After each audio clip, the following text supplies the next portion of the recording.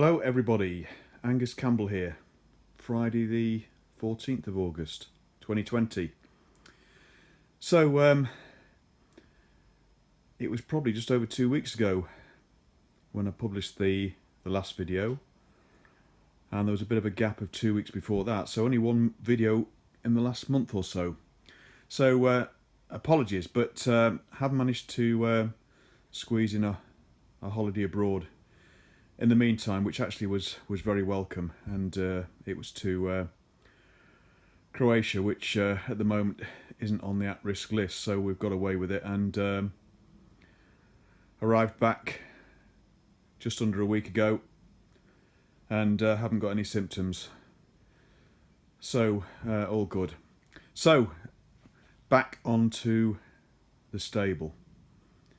Now, at the end of the last video, where we appeared to have got the A70 Lightning running again reasonably well, I promised you that we'd be done with it, and that we'd focus on beginning to fabricate the silencers for the Fury SS.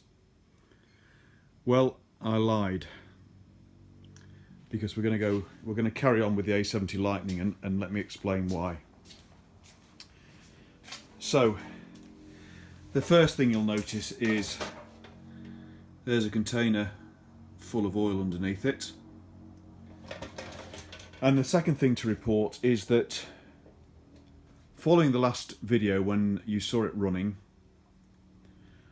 following that I was doing a little bit more tuning, and I noticed something when revving the bike up, and that is that, you know, stood on the right hand side here looking down at it, blipping the throttle, I noticed a slightly discoloured gas coming out of here.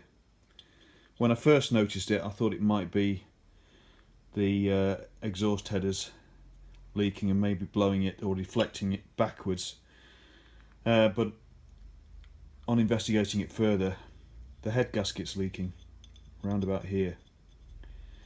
Now if you look at it through the fins, there doesn't appear to be anything untoward, but it's definitely leaking. So I think that the strange sound we were hearing from the right hand cylinder wasn't probably pre-ignition, and that it was actually the head gasket squeaking. Now as you know, in my youth I had an A65 Lightning, a 1968 model, which I ran in about 1976, and being a hard up university student at the time, then you know, that had a number of botches on it, including not having the correct head bolts.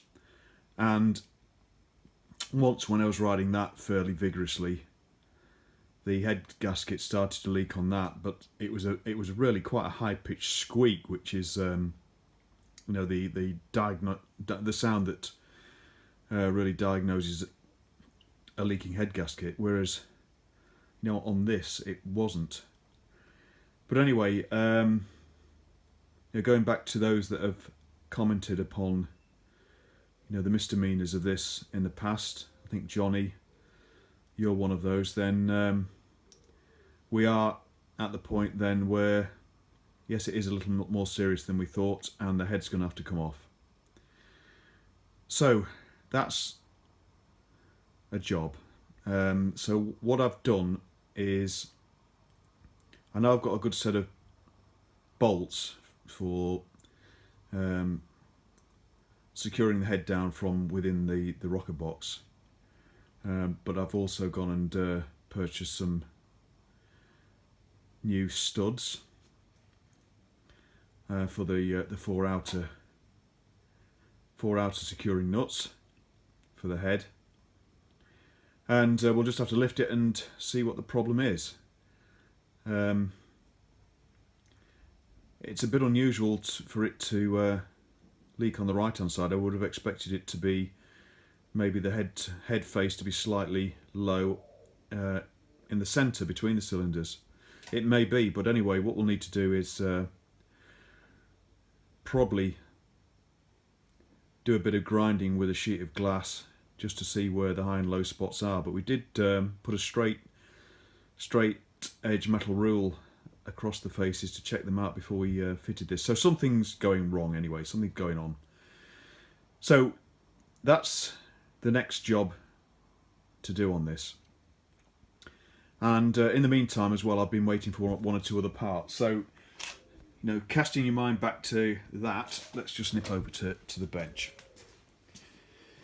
So, one of the other things I noticed as well when I was running the bike was oil was being blown. Well, let me just go back actually. Quite a lot of oil was coming out from within that cover on the oil pressure warning light switch. And it's this brassy coloured one, anodised one, that's the culprit. And when investigating this a little bit further, and you can see it's wet with oil on the outside there now, it's actually leaking. If I can just try and stand it up. Let's put it in here.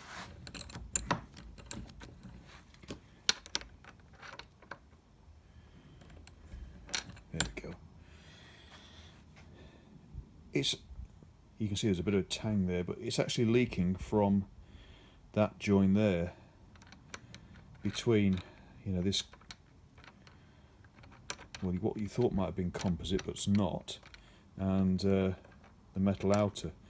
It's actually leaking out of here quite vigorously. So, first things first then, new oil pressure warning light switch, that's to be fitted, so that's dead easy, number one. Number two, new head studs, just in case there's something wrong with the threads on any of those, but I don't think there is, but anyway, just to be sure, we've got those anyway. But what we have done is we've now got the correct length. So if you remember, or if you've seen the video where we're installing the head, then you will know that I made a slight mistake in that I fitted 4 studs of the same size, which is incorrect. The 2 front studs should be slightly longer, as per those 2 there. So we have just about got a full nut on there at the moment, but we're going to do it properly. So that's to do, so we can sort that job out. And then the final thing is, we said that we weren't happy with the points in the back plate, and the points were in genuine Lucas boxes, but there's been quite a bit of discussion around those, and we now know that Lucas Electrics was bought by TWF, is it? And then following that by another company in the States. And so there are parts being manufactured now, vintage parts being remanufactured under the Lucas brand legitimately, but I would probably think they're being made over towards Eastern Europe, Asia side of things, that probably outsourced, I would have thought. But anyway, they're certainly, as you saw, not of the same quality. Anyway, what I said I had found on the net was someone advertising complete back plates and points with the correct part number, Lucas part number, and they've arrived, and they're in the old style Lucas boxes, and they're absolutely beautiful. Now the guy had 2, so I got them both, and this one's even more complete with instructions. And also, that's the correct part number, 544190197. 19097.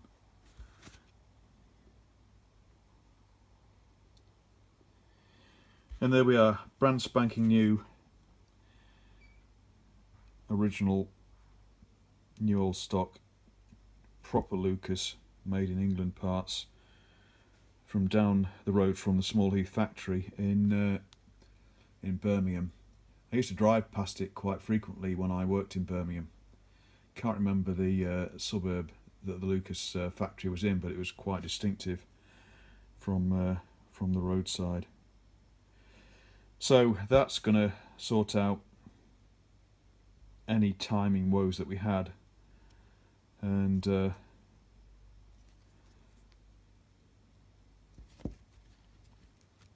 we go. But look how well they've kept on the shelf in the proper boxes and the proper wrapping. So we can do that as well. So that's where we are at the moment, and the next video then we'll actually get stuck in to the Lightning. It's not too bad a job, just to lift the head. It's just what remedial work we have to do with the head or the barrels once we lift the head, but it'll be interesting to see what's going on. And with respect to the studs and the oil pressure warning light switch, then we'll get a couple of other jobs sorted out at the same time, which is good. And then just to finish off, with the Fury SS, then we will come back to manufacturing the exhausts. And what we're intending to do here is we want roughly 23-24 inch long exhausts, and we want to try and replicate as far as we can the ones that are on the Bandit. And the way I'm going to do that, from all the research that I've done previously, and why I've got two pairs of each of these types of silencers, is that we're going to shorten this one and take the cone off that one and put it on the end, and then we'll just have to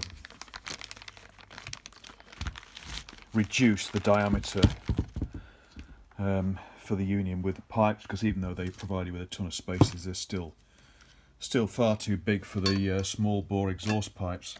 So the exhaust pipes are done. We've just got one slight modification to make on these, in that we've got whoopsie daisy, we don't want to dent it before we've even fitted it. One slight faux pas on these that's got to be addressed is that we've got to remove this nut, which was just tacked on to become one of the three mounting points for each of the chrome guards. But in fact, what happens is you actually put a sleeve over the pipe, and we'll drill that, and you actually put a screw through that rather than actually into the pipe itself. And that's the way that we've done it on the Bandit, which is the correct way of doing it. And the reason you have to do it like that is because you can't tack anything on the outside diameter of this pipe, because the header clamps have to slide over the pipe, and they can't slide over that. So that was a dummy error by yours truly. But anyway, easy enough to sort out, and we've got to send whatever we manufacture for the silencers to the chromers anyway, for black chroming. I use some chromers in Northampton that can do that, or alternatively we can get them ceramic coated matte black, but I don't think that looks quite as good as the black chrome. But anyway, that's that. So in the meantime, we're still awaiting patiently for the work on the head to be finished by Ward's Engineering over in Rugby. Just to remind you that they're working on the head at the moment to insert valve seats, and also to bore and insert for the valve guides, and bore for the valve springs stroke tappet buckets. And also we're just waiting for some tappet buckets to be manufactured as well, and they're all on the way at the moment. So I'm hoping that maybe in about a month's time we'll have all that lot back too.